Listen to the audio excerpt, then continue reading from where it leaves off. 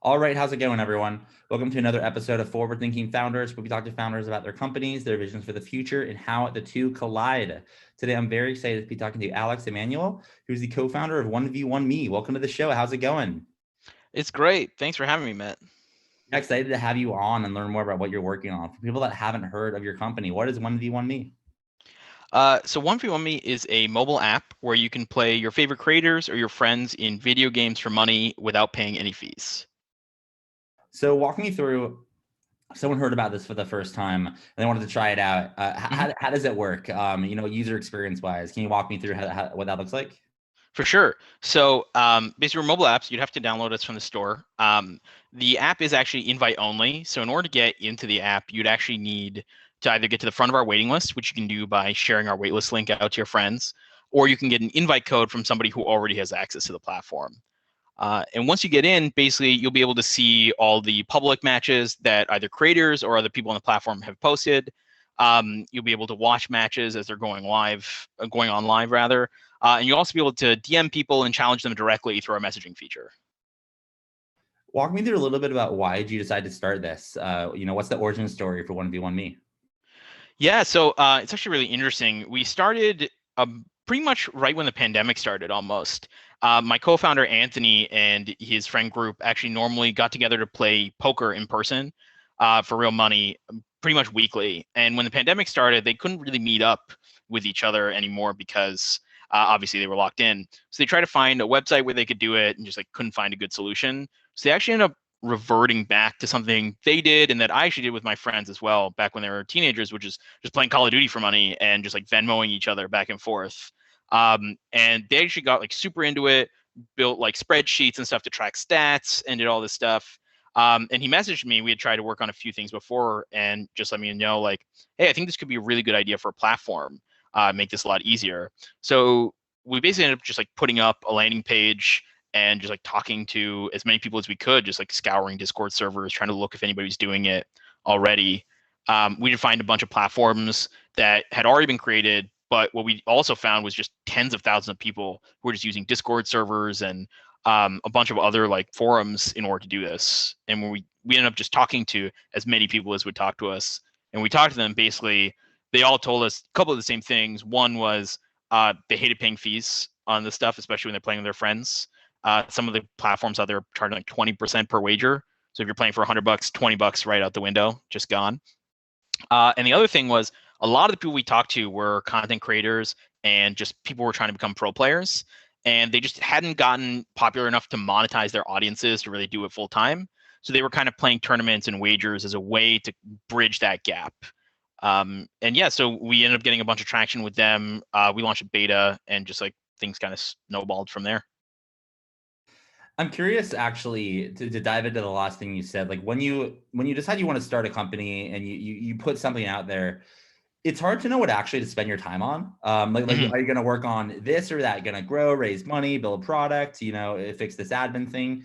How do you know in the early days, or even today, like how do you know what to work on every day when you wake up? And how does it change over time if like you're open to sharing? Oh, for sure. Yeah. I mean, so one, I think it changes all the time, especially in the early days. It's just like priorities shift. Like any new piece of information you get is just like a huge change to the information that you have. So early on, what we were like really diligent about, we wanted to make sure, unlike some of the other things that we had worked on, we'd like built out a bunch of stuff and then nobody wanted it. We wanted to be really diligent about, let's make sure that this is like a really solid idea that people care, and then let's invest our time in. So that's why we like ended up building a landing page first, and then just honestly talking to people. Our feature set, and believe it or not, like our whole product was just vastly different when we really first started. And just talking to customers and getting more information about like why are they doing this, what's motivating them, really digging into that and building those relationships helped us to get a lot of information there. And then ultimately now it's just we're trying to understand, okay, what's the like long-term strategy for what we want to do? What do we need to do to like get those stepping stones? And what are like the real North Stars we need on like we work on like a quarterly basis, but like what are the North Stars we need there? And just be really, really diligent about, okay, if we're going to work on this thing, is this going to help this one metric that we're working against? And if not, it's like, it's a great idea. Let's put it in the backlog, but we're just going to cut out anything that doesn't help us to grow.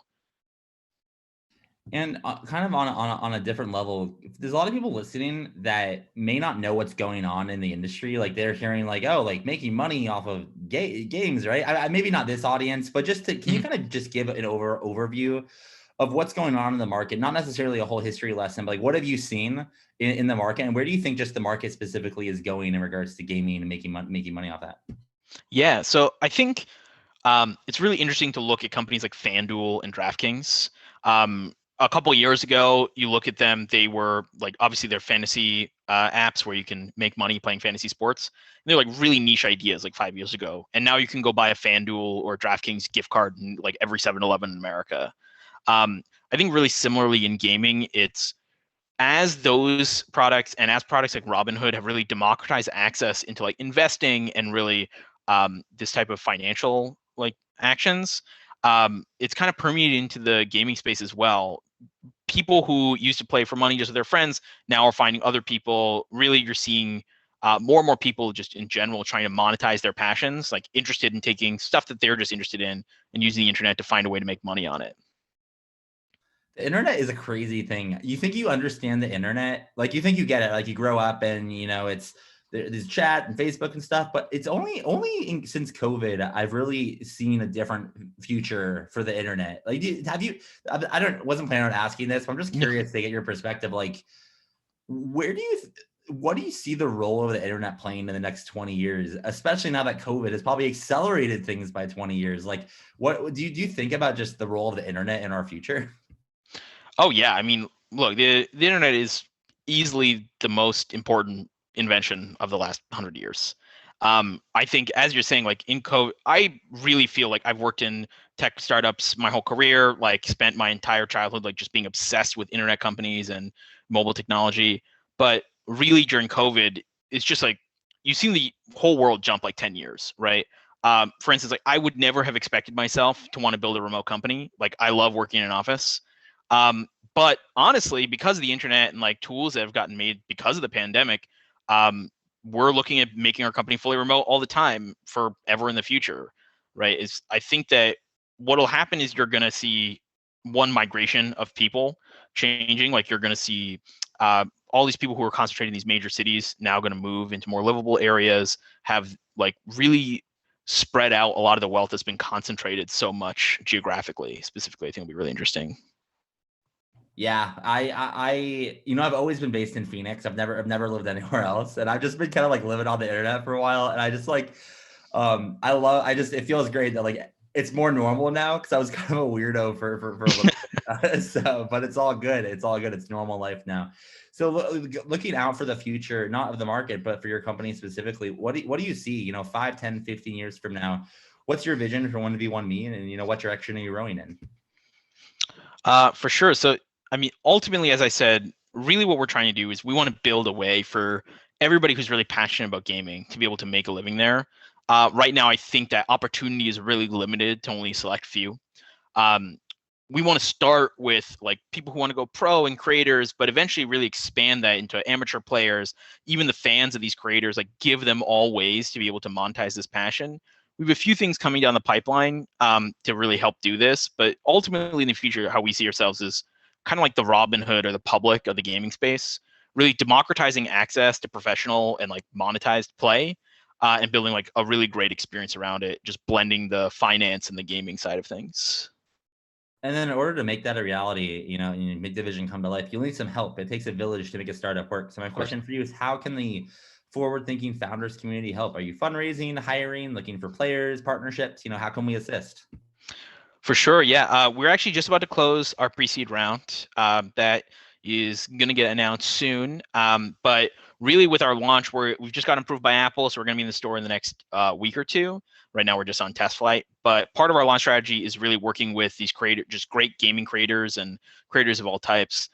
So if anybody knows any creators or gamers that would be interested in a product like this, we'd love to chat with them and see how we could work together to help them make some more money. And then for my last question, if someone wants to learn more or check this out, where can they find it on the App Store or the internet? Do you have a website, social media, email? How can they get in touch?